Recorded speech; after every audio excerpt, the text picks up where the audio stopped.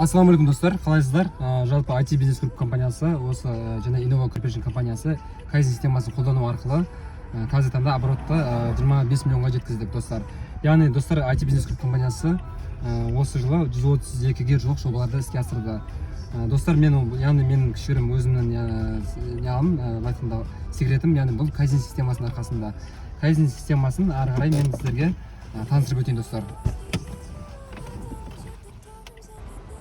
Kaizen системасы, яғни қазіргі таңда бұл жалпы көптеген кәсіпкерлер, инвесторлар қолданысқа енгізіп жатыр достар. Оның бірі Forbes-те Марғұлан Сейсенбай ағаларымыздың бірі. Kaizen системасы қазіргі таңда бір жылдық мақсатта, яғни дұрыс нақты планирование дұрыс жасау мақсатында.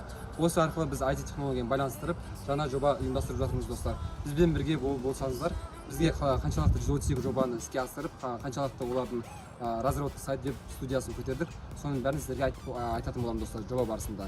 Назарыңызға рахмет, біздің жоба қосыңыздар достар.